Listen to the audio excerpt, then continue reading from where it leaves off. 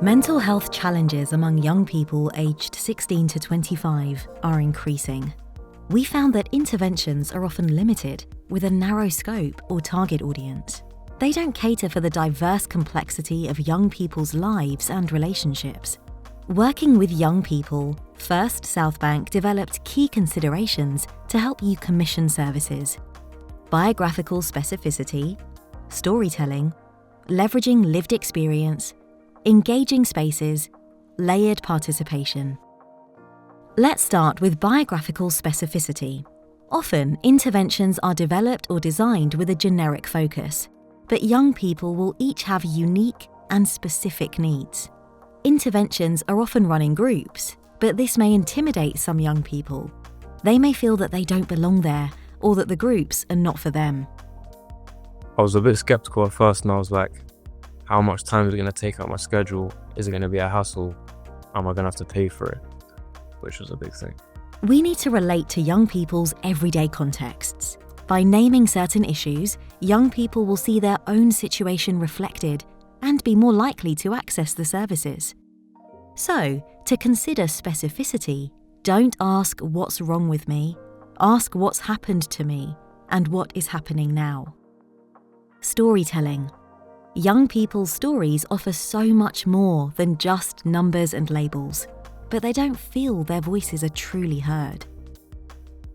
The young people I've worked with stories are their own, and they want to share that, but they've not got a platform or a space in which to do so. We need to empower young people to tell their own rich stories. To do this, interventions should involve multiple perspectives, including those who are seldom heard in mental health spaces, rather than just relying on outcomes as a measure of success. This will help bring alive the complexities of the challenges they face. Policymakers should consider storytelling because it's insightful and powerful. Life is messy, so look beyond the clinical labels. Lived experience. We know those suffering with mental health challenges can feel very isolated, but developing relationships with peers experiencing similar challenges can be a vital support. I thought I was the only person having that issue, but there were a lot of people having the same issues.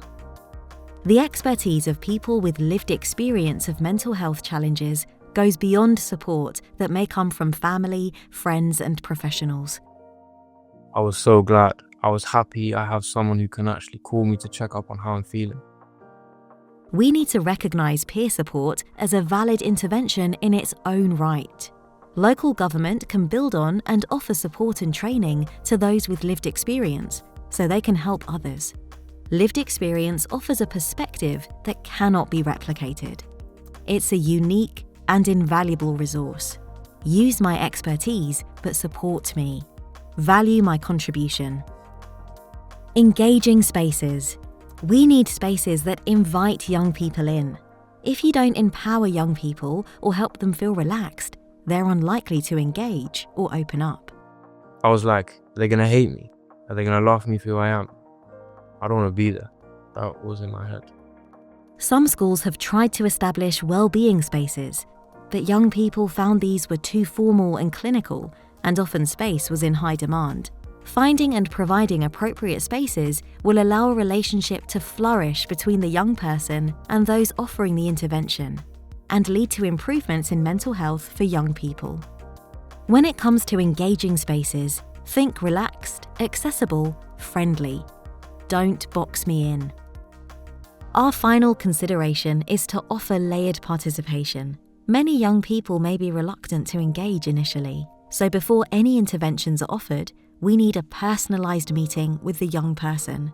We should manage their expectations of what's to come, find out their concerns about participating, and the meaning behind their distress, without putting them on the spot. By giving them control over their own level of participation, we can avoid young people not engaging. On my first day, I told them no, I'm not using the microphone because of some of the questions they were sharing. Create layered participation by getting to know me, not the label I have. So, in summary, when developing interventions, Our 5 key considerations are: prioritize biographical specificity over labels. Young people's stories matter. Let them tell them in their own words. Value those with lived experience and what support they can offer. Enable young people to chat about their expectations, fears, and dreams in an informal space.